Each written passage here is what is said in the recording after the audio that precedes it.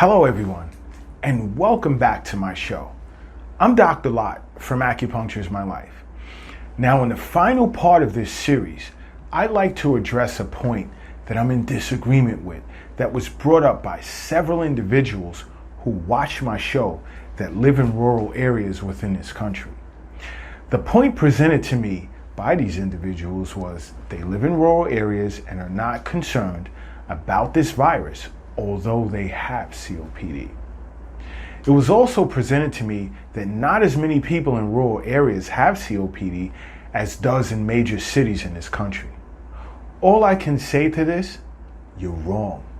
Now, before I get into the basic patterns of COPD as diagnosed by acupuncturists, as well as how the disease progresses and treatment protocol, I'll briefly elaborate on this point.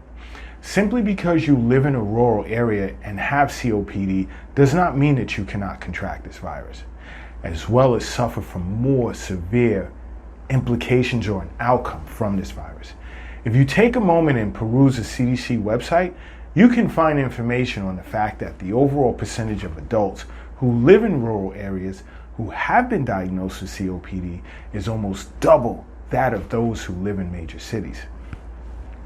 The percentage is roughly, let's say, around 8 to 9% for rural areas, as opposed to roughly around 5% for major cities. I'll simply say this: no matter where you live, if you've been diagnosed with COPD, I strongly advise you to take this virus serious. COVID-19 does not seem to understand geography too well to determine where and how it should infect people. Now, for those who are concerned as to how they can better manage their COPD, especially in light of what's going on with the coronavirus, I will get back into discussing how, as I, a doctor of acupuncture, would treat an individual with COPD. The basic patterns relative to this disorder from a Chinese medicine perspective, as I've stated in my last episode, I'll begin with 2 patterns of acute exacerbation episodes. The first being exterior wind cold triggering latent congested fluids, where in this case, there will be a productive cough with white sputum, breathlessness, aversion to cold, fever without sweating, and body aches during acute phase exacerbation by cold.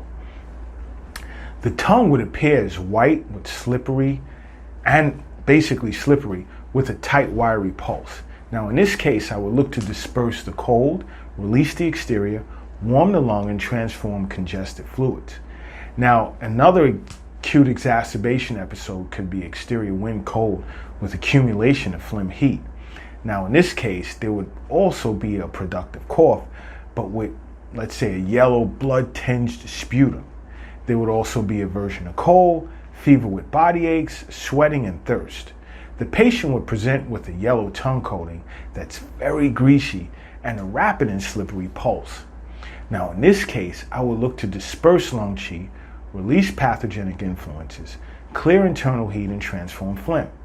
Now, when a disease is in remission, there are 5 patterns that could be considered.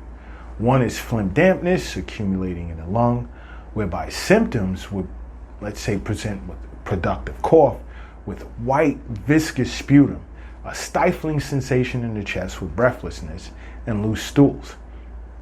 Now, the patient would present with white greasy tongue coating and a slippery pulse.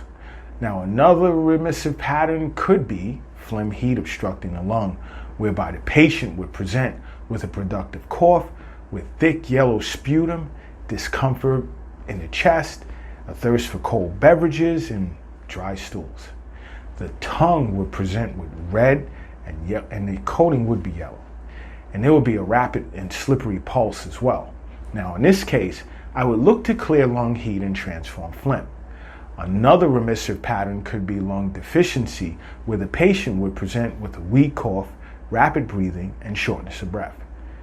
There would be some sweating, but there would also be aversion to wind, dry cough, dry throat, and a dry red tongue with a weak and rapid pulse. Now in this case, I would nurse the qi and yin and tonify the lung. Now another could be kidney deficiency, whereas I would look to tonify and assist the kidney to receive qi from the lungs. And another could be spleen and kidney yang deficiency, whereas I would warm the yang to promote urination. Now, this would be my general approach to treating individuals diagnosed with COPD to add comfort to their concerns in a time such as what we're faced with regarding the coronavirus. Now, don't forget to subscribe to my show, and until next time, acupuncture is my life. What's yours?